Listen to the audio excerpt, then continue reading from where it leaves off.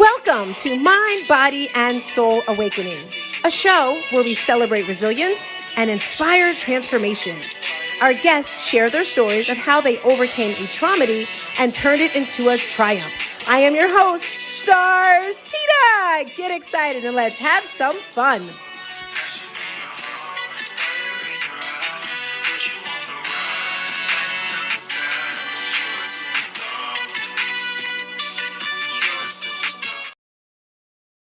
Wednesday, Thursday, it does not matter what day of the week it is. I want to welcome each and every one of you. I am Stars Tina. I don't need to say much because that intro pretty much told it all. Can I tell you, I am so super excited, so supercharged for this next person. Now, when I came up with this show, a lot of people thought it was going to be about women crying and sad about losing their kids or about death or things like that. But I believe traumedy is when a trauma and a tragedy collide. When these two things come together, life-changing experiences occur. And you don't have to lose a loved one to have a trauma or tragedy in your life. And I'm super excited for this next. But first, he came over his trauma, tragedy, whatever you want to call it, and turned it into a triumph and started a business. So I just want to do a quick little clip before he comes in here so you can see a little bit.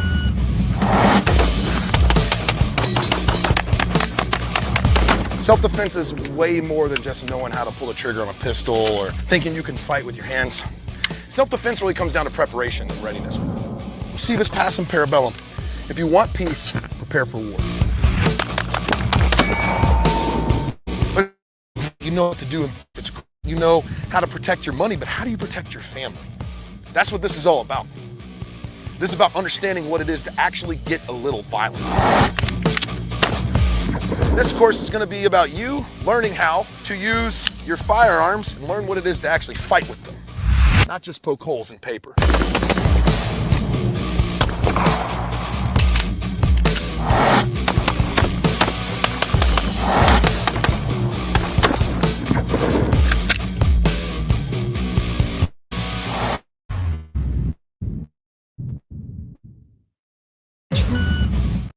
Oops, I got so excited. I wanted to watch it again. All right, without further ado, here we go. Adam Smith, welcome.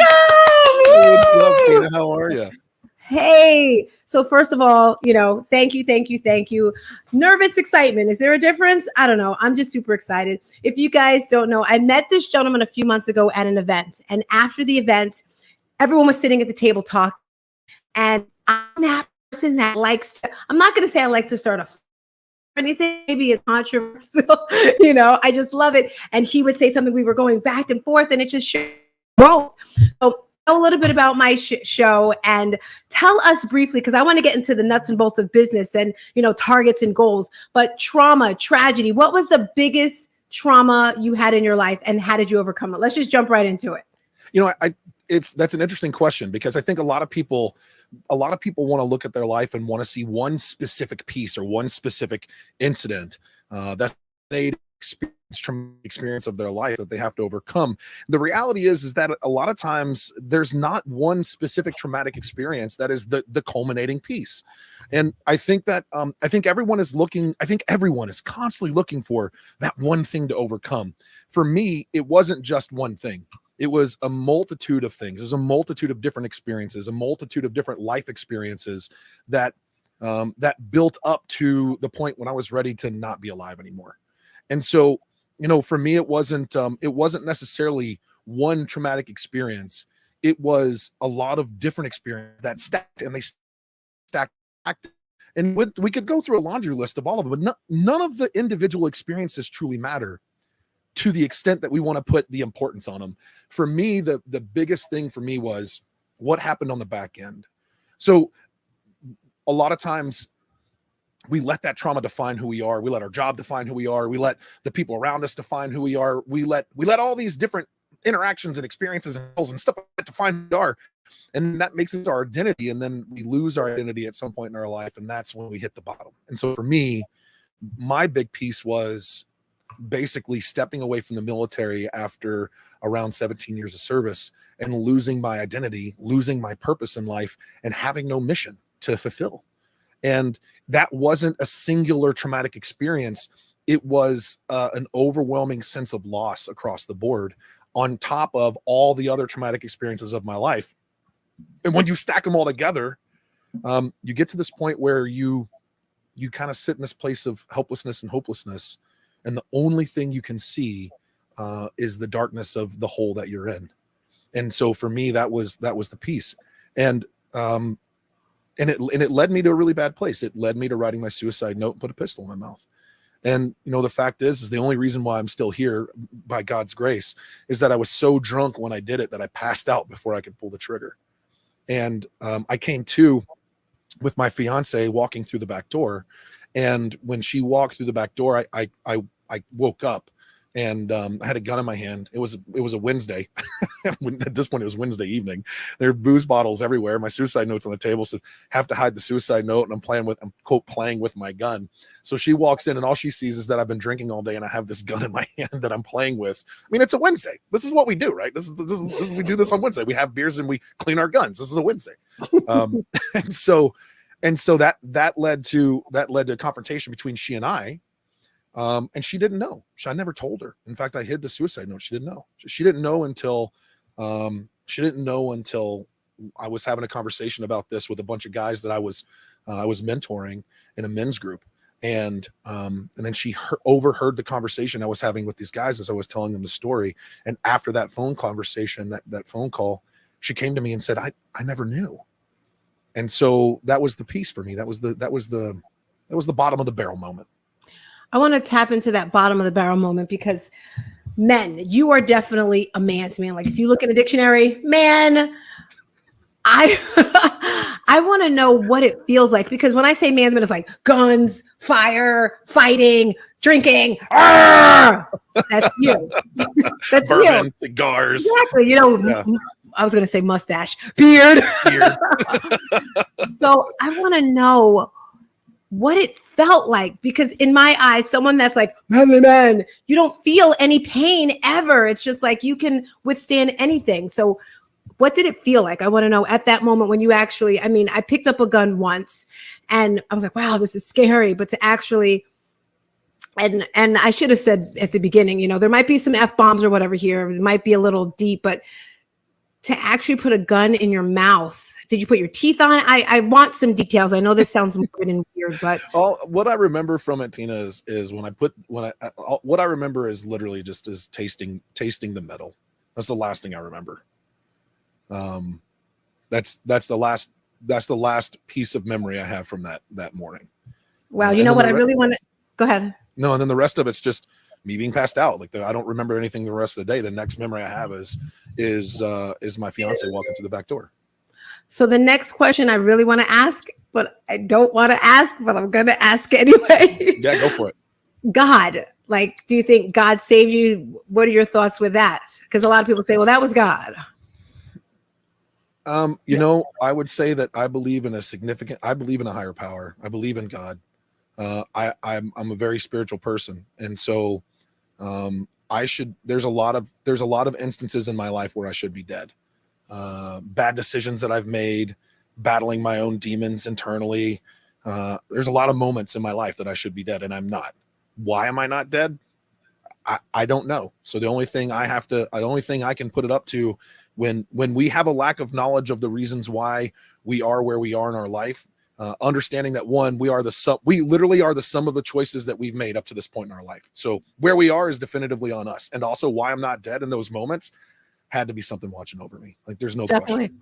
Little Adam, what was he like? Because like I said, right now I see you as this manly man, and 10-year-old Adam, did you always have this personality? Were you a bully as a kid? I'm just curious. No, actually, I got bullied a lot as a kid. Believe it or not, when I was growing up, my dad, so I started taking martial arts at a young age. And my dad, I grew up in a Lutheran family with a Lutheran church. And we really, like, my dad took Taekwondo. I took Taekwondo with my dad. There was this concept of energy. So, like, the idea of meditation and the flow of energy and chi and all this other stuff, like Eastern philosophies. I started learning about that at a young age, and I loved history. So I loved watching the Discovery Channel. I couldn't get enough information. I wanted to know more information all the time.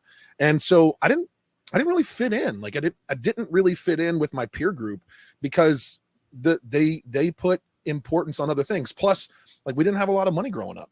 So I grew up, I would say probably there was a point when we were solid middle class, but for a majority of the time we're lower middle class, upper lower class when it comes to like socioeconomical status with regards to how much money we had as a family. And so again, like I didn't really fit in. I didn't really fit in until high school. And so growing up, we went camping, we went canoeing. There was a lot of outdoor stuff that we did. My dad wasn't really a hunter, so I didn't really do a lot of hunting when I was young. But yeah, like, no, it was the exact opposite for me. I got bullied a lot. But the other side of that too was that, I got picked on because I didn't really want to follow the rules. I was socially extroverted. Like, I was outgoing. I was engaging. I knew a lot of information. So if there was a question being asked in class, I would raise my hand to answer the question. So I was labeled a know-it-all. It was just it was one of those things. It was a really interesting thing growing up, I love it because I would have never imagined that as little Adam. It's so cute. I really truly believe that a big part of my I was always a patriot. My grandfather served in World War II. My other grandfather was in during Korea. One was in the Marine. One was in the Army. My uncle was in the Army. My other uncle was in the Navy. It was patriotism, wanting to be a part of like believing in the founding principles of the country with regards to the right for every person to seek success and practice their freedom and practice their liberty. And then also the other piece too was, I was really super socially aware. So I like, again, when I got picked on all the time, I was like, man, like, I don't want to see this happen. I don't want to see this taking place. Like, something has to shift or change. And that was one of the things that drove me to do what I did. And I wanted to, you get a light bulb in my head today, because normally I'll say to someone, what's the one thing that triggered you, from your trauma? And when you said it, I was like, he's absolutely right. It's usually never one thing that happens to you. It's just things that have built up. And then it's that one moment, where you actually make that choice. I wanted to ask you about your daughter. How old is she and what's her name? Toby Ryan. She's 2 years. What is she? 2 years and May, June, July. So it's 2 years and two months right now. And she is a savage. Is she really? Is she like she's a savage? But she, you know what? She's so awesome. And this is interesting that everybody says this terrible two thing. I haven't figured that out yet. Oh, they're the cutest. Their voices are so tiny and they get into trouble and do all sorts of stuff. Yeah, is she like that? Oh yeah. Well, her terrible aspect really is just her pushback. She in so many ways is like I am now. I'm like, hey, like don't do that. You're gonna hurt yourself. And then she's like, you remember, the videos of the cat where the cat's like looking at you in the face and pushing the thing off the edge of the table? That's her all day long. She's just looking at me like, don't do what? Okay, just look at me, and she's gonna do it anyway. Like, I love it. What did I just say? Come on. I love it. So another reason why I have him on here, guys, is not just because he turned his Traumedy into a triumph, is he's an amazing motivator. I know you don't like the word motivational speaker, but you are, dude. Like, I wrote a note. He's like, I'm not a motivator. Yes, you are, because you motivate the crap out of me. I'm not going to say it's hard to motivate me, but I'm already motivated. Like, yeah, woohoo, life is great. But to take me to the next level takes a little something, and you do that organically. You said when we were talking about, why you're still here, because you have a gift, and God only gives that gift to certain people, and you've got that gift to change the world, and you're doing that. So I want to talk about your triumph, your business, targets, goals, because there's people who are watching this, me, who have a business. And as you know, I'm new with this podcasting, and I was scared. I was just like, I was stalling it for 8 months, and I'm like, I'm finally going to do my first episode. I just actually did it on my phone. I'm like, I'm just going to do it. And I did it like this. And I did it. And then, so everything is like, just throw it in the water, just get it done. I'm listening to other people's. And I said, you know what? I just have to be me. Yes, I should have a jacket on here, but heck, I got to be me, That's right. So talk to us about targets, goals, because do you like to shoot? You like shooting guns? No, I hate it. It's stupid. Shooting guns it's dumb. I was laughing when you were talking about the targets and you were describing different types of guns. I'm like, okay. So yeah, look. I have a podcast, and so I did an episode about goals. Goals are dumb because soccer, right? Like that's literally was the title of the podcast. I have listened a lot to goal setting. I've done a crap ton of goal setting. And one of the things that I came to understand, which I didn't really like about the term, was what you know, NLP, neuro linguistic programming. There's a really important piece psychologically when we're communicating with people and with ourselves, especially with ourselves, the language that we use. And so just like steering your car or riding a motorcycle, what you look at, you will steer towards. And so the words that you use have a direct impact on how it affects your brain, your mind, the firing patterns of your brain, what energy vibrations you're putting into the universe, and what energy vibrations are being attracted back to you. And this is a real thing. Like, this is a legitimately real, it's scientifically proven, the power of the psyche, and the words we use direct our thought patterns. And again, this is a very real thing.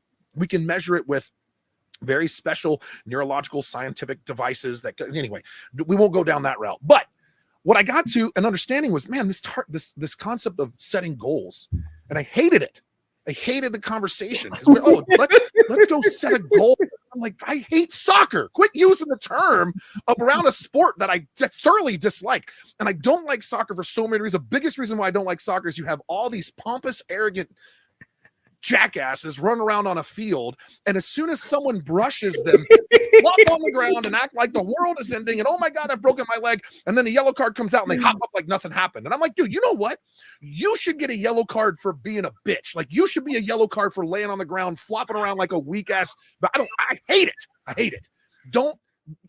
It infuriates me. But it infuriates me because it presents and promotes a weak mentality, right? This idea that if I overact, if I appeal to the emotion of self so much, that I'm going to get a result, this desired result.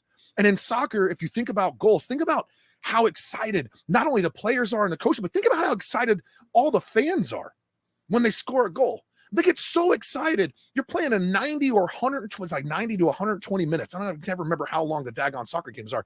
Maybe it's 90 minutes, a 90-minute game. Think about how long they play and how few goals are actually scored. The reason why they get so amped up is because it never happens. Like, goals being scored happen so rarely. And then if you miss a goal, 9 times out of 10, you have to give away the thing that you use to score a goal with. So if you miss a goal and the ball blows past the goalkeeper, or the ball blows past the goal itself, that ball then becomes a goal kick. So now the opposing team has control over the thing that you use to score a goal. And I'm like, dude, what a dumb term or word to use when it comes to trying to set an outcome, a desired outcome. What is the thing that I do in my life? One of the things I love the most, and things that I help teach people. What is it that I do that gives me positive control? Not only do I have the ability to aim, not only do I have the ability to load, reload, adjust my aim, adjust what I'm shooting at. Like, I have all these different opportunities and these different mechanics that I get to input. I can improve my skill on hitting a target. I can improve my skill on shooting in general. Like, dude, why don't we use the term target? Like, let's not use the term goal, because I don't want to give away the ability to score. I want to not only maintain my ability to score or hit a target, but also recognize that I can get better at doing it. So let's change the language. Let's change how we look at setting a desired outcomes. I don't want to set goals. I want to set targets, because if I miss a target, I can reevaluate the target. I can re-aim the tool that I'm using, and then I can re-engage. And the ability of reevaluating the target is, I didn't hit the target the first time. Does that target serve me and my higher purpose? Or is it a target for just the sake of having a target? It's like, am I taking purposeful action, or am I just taking actions for action's sake? Right? And that's the difference. That's the reason why the term goal, when people say it, I'm like, ugh, I grimace a little. I'm like, hey, that's cool that you're setting, quote, smart goals. And smart goals are important. If you guys don't know SMART, specific, measurable. I like to use the term repeatable. Like, so specific, specific, measurable. I use the term actionable, right? Not achievable, because in reality, most things, I think almost all things, with the exception of, hey, I want to fly like a bird, may not be achievable, but actionable. I like to have that target be repeatable or replicatable, and then time sensitive. So I've even looked at the SMART acronym and adjusted it to serve me even greater. If you think about it, right? Like, It's Adam's world. It's Adam's world. Yeah, screw that shit. It's mine. I'm going to take it all the way. So, and here's the other piece. Why wouldn't I want to make a target repeatable? Like if my target is to hit $100,000 in a month in sales, and that's the target, why wouldn't I want to be able to repeat that target? You know what I mean? So when I'm looking at setting targets, I'm looking at the ability to improve, actually achieve, actually hit the desired outcome that I'm looking for, and then repeat the process so that I can keep doing it over and over again. And then we go to the next level. How can I teach someone else to hit this same target for me? I may not keep all $100,000 because now I'm going to pay someone else to hit this target, but I'm going to teach one person, and then I'm going to teach another person, and then I'm going to teach another person, and then I'm going to teach another person. And then the first person I teach, I'm going to have them teach more people. And this is where the shift of mentality and language from goal setting to target setting now applies into the concept of force multiplication. And that's the reality of scaling business. That's the actual reality of how we grow and scale our company. Love it. Love it. Love it. Did Now with your company, yes, you did. Yes, you did. Right. Now with your business, is it just companies? You do individual? Tell me a little bit about that, because is it shooting guns actually and fighting? Yeah. So I have a bunch of different verticals. So yes, one of my verticals is teaching people how to shoot guns and fight. Home defense, personal defense, firearms training, and hand-to-hand fighting. And it's not one of those things where, hey, this is how you learn how to be the quote aggressor. This is how you apply aggression when a threat presents itself. So it's a different application. I still train law enforcement. I still sometimes train military personnel. I do security evaluations and assessments. That's one vertical. Another vertical is leadership and team development for business owners. So go ahead. No. I was just going to talk about how you were talking about your life before when you were in the military, and then how you transformed it to I don't want to say normal life, because what's really normal, how you connected that to make a business for yourself, for other people that may be doing something that they really don't enjoy and they want to transfer to someone else, something else. Do you have any ideas of how they can do that from yourself? Wait, say that question one more time. So for you were, in the military, you were doing that. And then when you got out, you were just, okay, what's next? How did you reframe that to change it to work for your business and to help other people's business? Well, okay. So good question.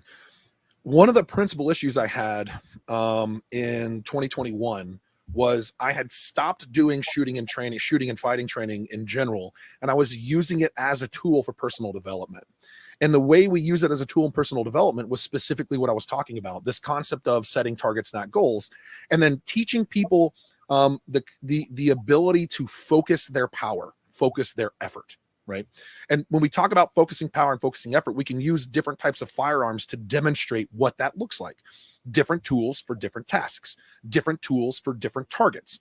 And if I want to focus my effort, I don't necessarily, if I want to hit a target at 1,000 meters, I don't want to shoot a shotgun. Right? If I want to shoot, if I want to destroy a target at 5 meters, then I may want to shoot a shotgun. So again, it was about a real life physical example. So when we use experiential training or experiential lessons, and so in 21, I was like, man, I'm spending a majority of my time behind a computer, spending a majority of my time in an office, majority of my time running calls for personal and business development company that I was a co-founder of. And it was killing me. I mean, it was literally, I was losing my health. I was gaining weight. I would go to the gym every day, but I was still, for whatever reason, it just wasn't serving me at all. And so I sat and thought, like, look, I figured out a way to translate these skills into the civilian market space and use them for experiential learning. I got to get back to doing this again. And it was actually a really good friend of mine, Larod. His name is Larod, phenomenal dude. He was a business partner of the company as well. And he said, Adam, he said, you know the difference between you and one of the other, there's a Green Beret instructor that's out there. It's pretty well known. He said, you know the difference between you and him? I was like, nope, what is it? He said, you don't live the team life anymore. Like, you don't live the life of a Green Beret. And I was like, oh. What's the life of a Green Beret? Well, the life of a Green Beret is that you go to the range and shoot on a regular basis. You fight on a regular basis. You maintain your skills at a level that is the top 0.5% of the United States military. So you're actively maintaining and refining your ability to apply violence and aggression into the world, right? It's all directed. And I wasn't doing that. Now I was personally growing, a lot of introspection, a lot of self-development, a lot of professional development, but one of the pieces that made me, I wasn't doing. I just wasn't doing it. And so I was like, all right, you know what? Got it. And so I took a step back from the personal professional development company. I stepped away from it completely, and I sold my portion of the company. And I stepped back and I thought, I'm going to go on my own. I'm going to go on my own venture. We're going to take this idea that I have and we're just going to put it into the world and see what happens. We had $3,000 in our bank account in October of 2021. I stepped away from the last company.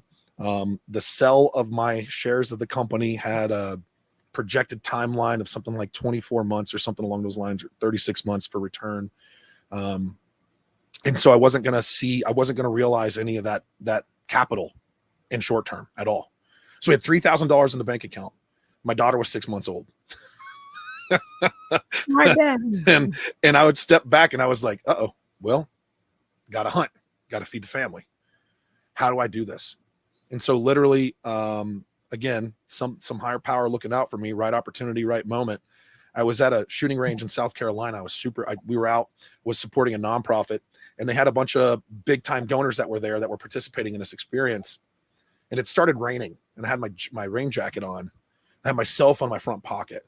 Well, apparently my rain jacket was waterproof because I didn't get wet, but my cell phone got soaked and it shorted out. Now I'm really pissed off because now I have all my contacts and all my information. I hadn't backed it up to the cloud in like 6 months. And so I got really angry. They went in for lunch. It stopped raining. I took my jacket off and I got kitted up and I went over and just started shooting the crap out of a bunch of steel silhouettes.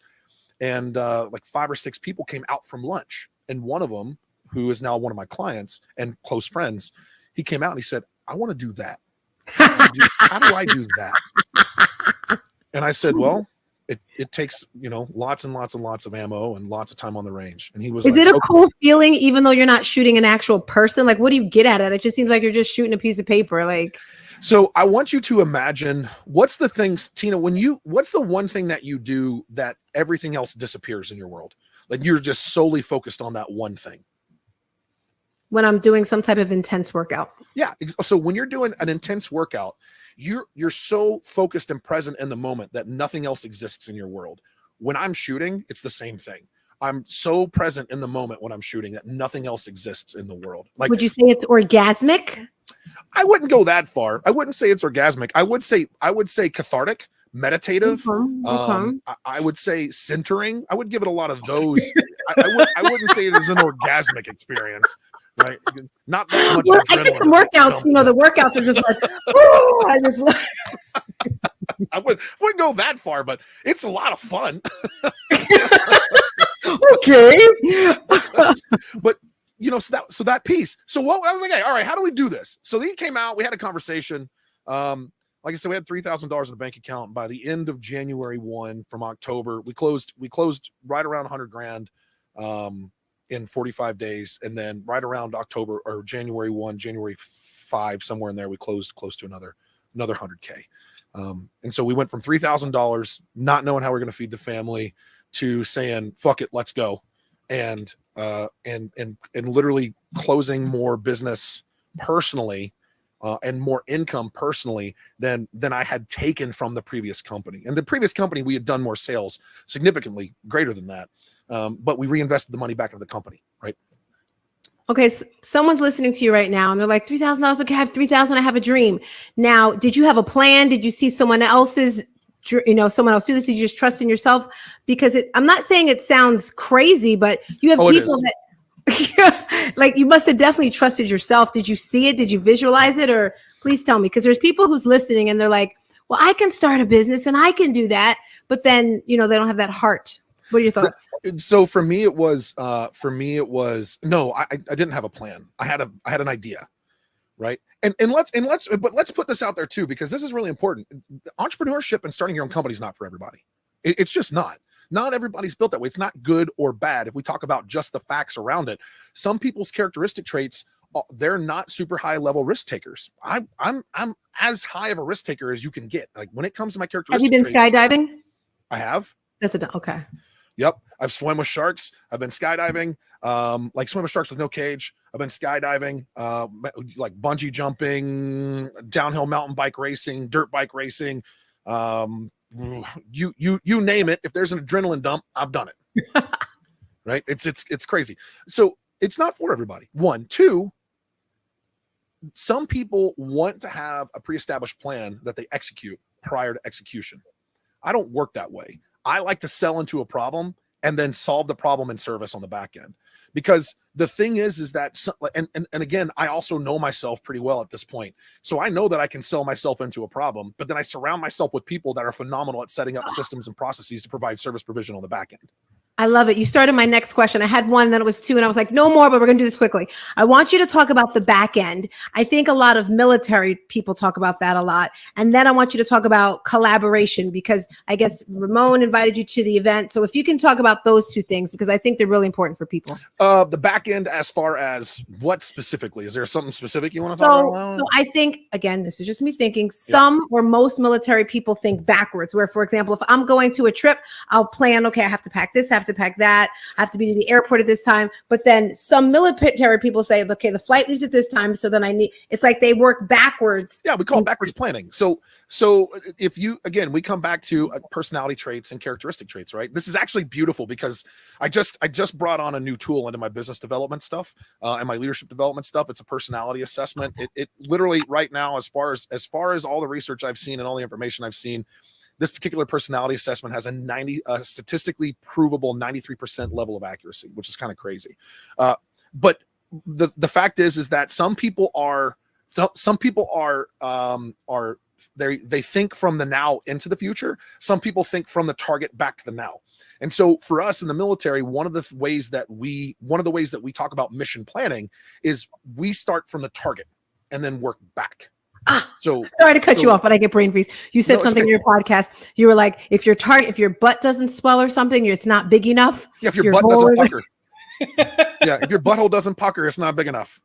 It's not a big enough target. It's not a big enough thing. If it doesn't make you uncomfortable or make you sweat when you're thinking about setting this target, it's not a big enough target. It's not challenging enough. That's the reason why the A, if you think about SMART, right? Specific, measurable, achievable.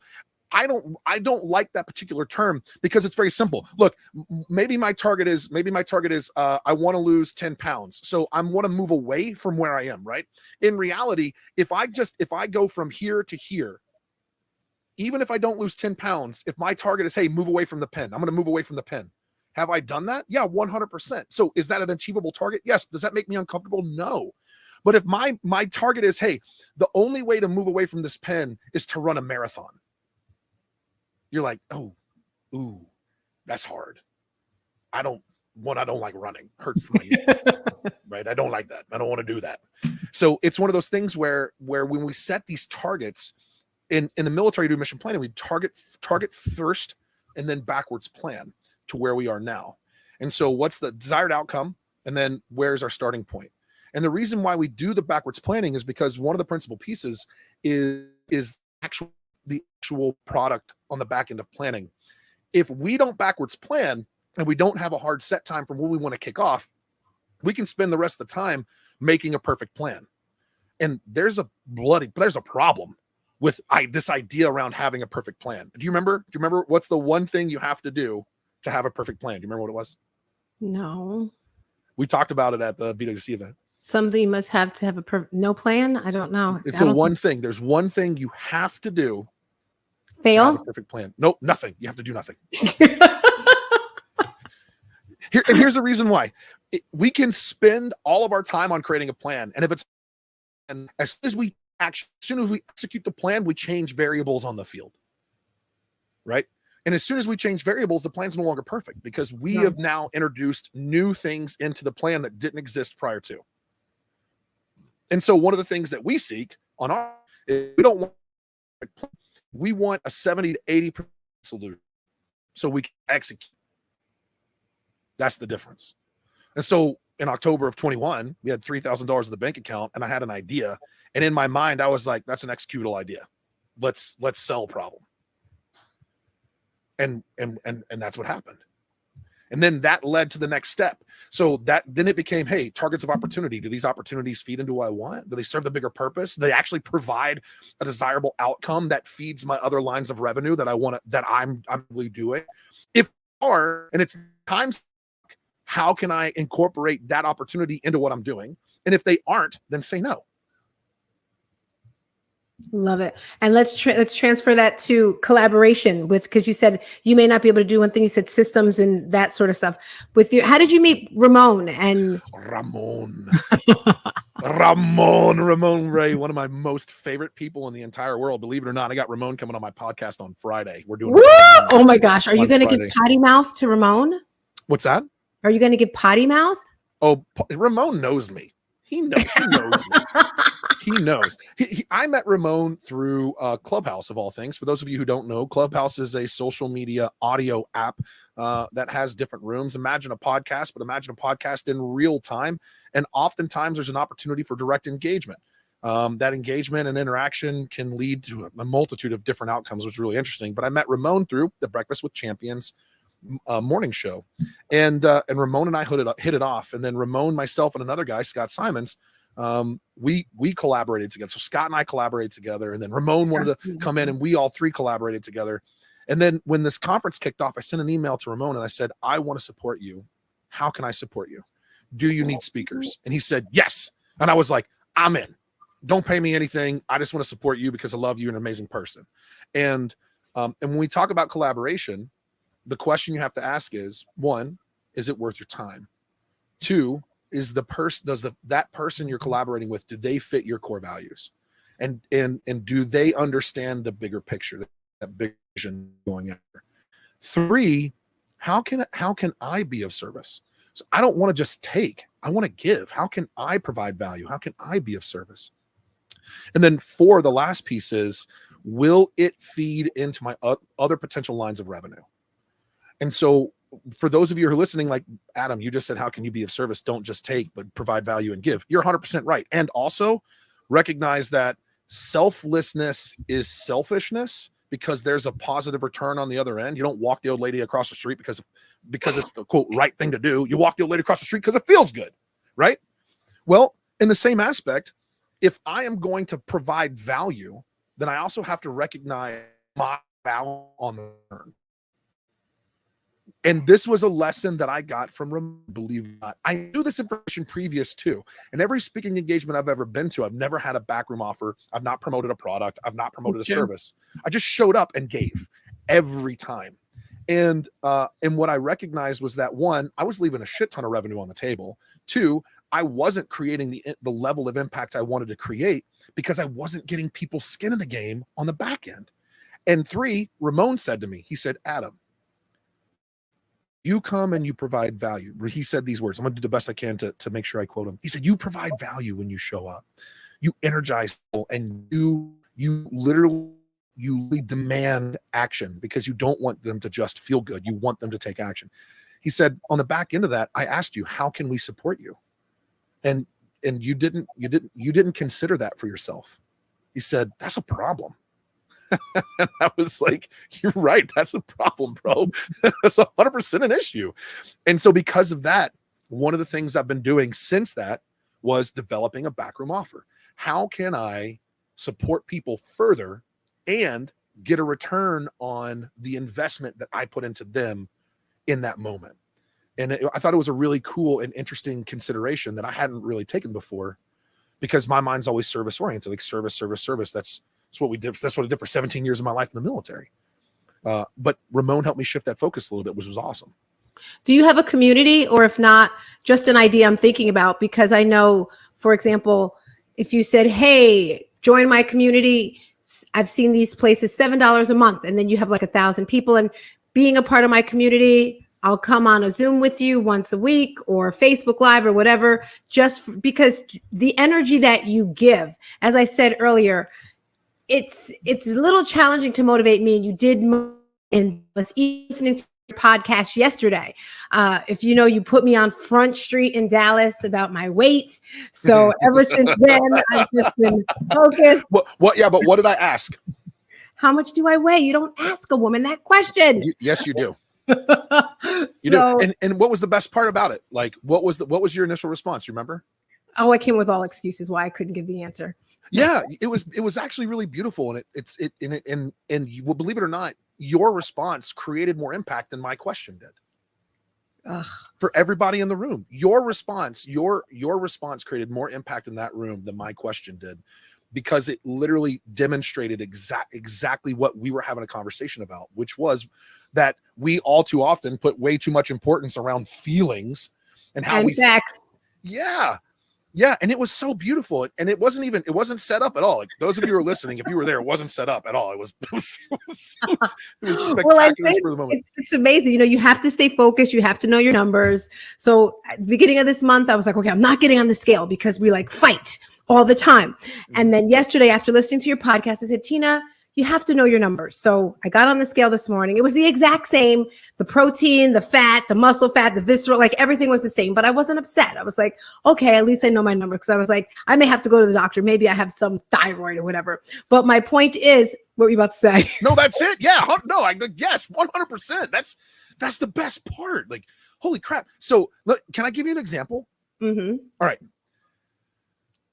In June, July, August timeframe of 2021, I was training for an Ironman. Okay. Woo. And then I got COVID. So at the time I was training for an Ironman, I was swimming. At the time I was knocking out 1 mile swim in I was doing a 1 mile swim, like 41 minutes or just under. Like, my times were really solid. My mile runs were down to 7 minutes and sustained, like 7 minutes and 40 seconds, somewhere in there. I was knocking out my bike. My bike ride was solid. My resting heart rate was like 58 beats per minute, 57 beats per minute. I was crushing it. Then I got COVID. Okay. Then on the back end of COVID, it completely crushed not only my training regimen, but my in general, everything about me at the time. I dropped a crap 14 days, but then the recovery piece on the back end, it would zap all of my energy, and I would be out of breath taking my trash can from the bottom of our driveway about 50 yards or less up a small hill to the top of our driveway. I'd get up top and I'd be smoked. Like, oh my God, this is miserable. So here's the thing. Let's talk about metrics. To my numbers, I knew what my zone of performance was supposed to be while I was swimming, biking, and running. And now, and because we have smart devices, one of the problems that I'm running into right now is that I have a resting heart rate of about 120 beats per minute. Now? Right now I do. And this has been an issue since the beginning of this year. And so I'm trying to figure out, one, why is my resting heart rate the way it is? What are other factors? What are other metrics that I can measure in my life that may potentially be impacting my physicality? And this has always been a piece, like being physically fit, and big and strong. Like, that's just kind of been me. And so is it frustrating? Fuck yeah, it's frustrating, because I want to play with my daughter. I want to run. I want to ride my bike. I want to lift weights harder and faster. And I want to be more intense in everything that I do. And it's forced me to slow my physical pace down a little bit. And so just to think and consider, I could get on the scale. I can look at my heart rate. I can do all this shit. But at the end of the day, what I'm doing is just collecting facts, collecting metrics in order for me to try and diagnose the situation and how to better treat it, perform, show up, etc. It's a lot. I didn't think we'd even talk about so much in such a little bit of time. Renee, I'm going to pull you up, and then I have some closing remarks for you. Renee, you have I don't have a hard stop. We can go as far and long as we want. I don't care. Renee, what are you thinking about Adam? She was not in Dallas, but she does listen to you a lot. And, yeah. Oh, go ahead, Renee. You are amazing. So one question I have, and it kind of circles back to what you've been talking about, the Green Berets. I know that it's a very exclusive group of people in the military because of what it takes to become a Green Beret. I also know that they're very successful at what they do because of the discipline that they follow. All of those things, I see that people could apply in business and be successful in business. If you look at the core values of a Green Beret, I feel like they could be applied in the business world. Why is it, do you think, that people struggle so much with adapting to those core values? Before he answers that question, because, Adam, there's some people who don't know. I'm not saying me. I'm not saying me at all. There's some people who don't know what a Green Beret is. There's some people who don't know if it's hard. I'm just speaking for those people that don't know. Could you tell us what a Green Beret? I mean, it's a hat. I know Prince had a raspberry beret, but we're just a bunch of princes. That's all. Yeah. All right. So Green Berets are they make up the United States Army Special Forces. So there's one element in the entire United States military that's called the Special Forces, and it's the United States Army Special Forces, and they're made up of Green Berets. Everybody else is considered special operations. They for the special operation. Only one unit, one organization called the Special Forces in the United States military. With that being said, our specialty as Green Berets in general, we have a multitude of different mission sets that we focus on. So unconventional warfare, asymmetrical warfare operations, psychological warfare operations, medical capabilities, intelligence collection and analytics. We do all sorts of stuff, right? They in short, the term sort of warrior diplomat has been used a lot to sort of describe what Green Berets are, because one of the principal targets, one of the principal mission sets that we do, our responsibility is to link up with local indigenous forces or local sympathetic forces. For example, think about Afghanistan and the horse soldiers. We had a team of Green Berets get dropped off into the middle of the country, in the middle of a war zone, basically, with tribal wars and warlords and the Taliban and everybody else, with no real-time high-level logistical support. And they had to build rapport. They had to create a relationship with a host force, support them logistically, maintain that rapport, and then utilize the concept of force multiplication to achieve the desired end state. And so, Renee, I think your question is really good question, but I want to just a little bit. The problem most business owners, and I would even say civilians in general, is not that they're not willing to adhere to a core value set that we would have in the special operations community. It's that they don't even know what their core values are. That's the problem. The number one problem that I run into with most business owners that I work with is that they've gone through mission, vision, core values. Like, oh yeah, we have mission, vision, core values. It's on our website. Cool. Name one. Waiting for it. Oh, you don't know it off the top of your head? Then why did you do it? What was even the point of doing it? I think the biggest principal problem in modern society is that we've moved everyone away from having an established set of core values that are principles they wish and choose to live by. And we've promoted and supported and sponsored this concept of pure anarchist freedom, which is there are no core values. Do whatever the fuck you want to do, whenever the fuck you want to do it, and get away with it if you can. Like that's the piece. And so I think one of the principal issues, and I think one of the reasons why I do what I do, is I want to see people be better, not only being themselves and understanding who they are and becoming more self-aware, but creating success and building wealth so that I can build an army of action takers that use core values as a way to measure how they show up in the world, but also how their business shows up in the world and how their employees show up in the world. And that's a really important piece. And so I think really, Renee, it's not, there's a bunch of different facets with this, but to speak to the concept of core values, I think most people just don't know what theirs are.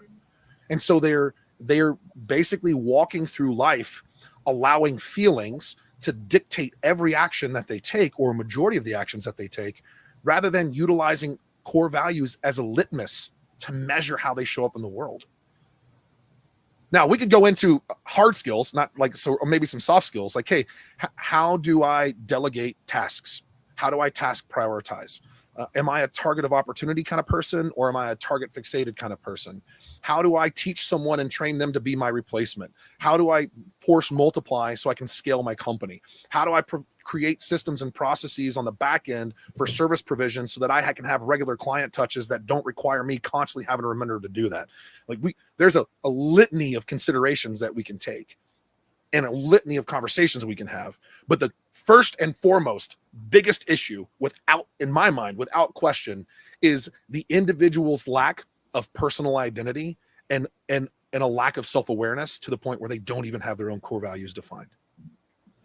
I love that. I love that. So in closing, we cannot have you leave without you talk a little bit about motivation and action, because you say you're not a motivational speaker, but I'm going to say you're a motivational speaker. And you talk about taking action, feelings, not facts. That's been like my new thing since we left Dallas. Another thing I meant to tell you, you inspired us to really promote our core values more, where Renee made this beautiful little flyer, and I have them right here in front of me. Loyalty, hard work, faith, and high energy. Those are the core values for me and my business. Feelings, not facts. But can you close us off with your thoughts on motivation and action, and is motivation important? You the phrase very well. Motivation and inspiration without action is nothing more than masturbation. And that is truly what I believe. And I say that because it's cool to feel good, but feeling good is only temporary. If you ever get Amelia Antonetti on here, she talks about the science behind emotions, and emotions last 90 seconds unless we feed that emotion. So it's cool to have a big dopamine dump in the system and have this really exciting high from hearing someone drive you and inspire you. And I'm so excited. I'm so excited. But what is the next step? How do I take that energetic to do and actually apply it into the world? And if you're not prepared to take action, then don't be prepared to be motivated. I would say it just comes down to that. Like, don't go to a motivational speak. There are people that are addicted to speaking circuit, addicted to it, and they go to all these different speaking engagements, and they talk to all these, and they listen to all these different speakers, and it's because they get this constant dopamine dump, but nothing changes in their life, and nothing changes because they are not willing and prepared to act on the information and lessons that are provided. And so I would say it's cool to be motivated, and it's really exciting to find inspiration in a touching story that tugs at your heartstrings. My question is, what the fuck are you going to do about it? So there's someone listening now and they're like, man, I love his energy. I love everything about him. Yes, they can go to your website, which is savagealphaproject.com. Yes, they can go. That's also one of them. That's one. TheRealAdamSmith.com. Okay. SavageFriends.com will be up and running by the end of next week. Love it. And I think that's all of them for now. I'll have a couple more up soon. So this is my question. If they want it a little closer, like I was saying, a little community, do you see that in the near future? Maybe, Ramon has his celebrity CEO where he meets his people once a week. I think he charges $100. I'm a part of it, so I should know. It's like $100 a month where he just kind of gets in and feeds. Do you see a little community coming for Adam Smith in the near future? Absolutely. So believe it or not, one of the things I'm working on right now is a threefold plan. So step one in this particular piece is the release of my book. So we're really close to being done with the initial draft. Once the initial draft done, is editing.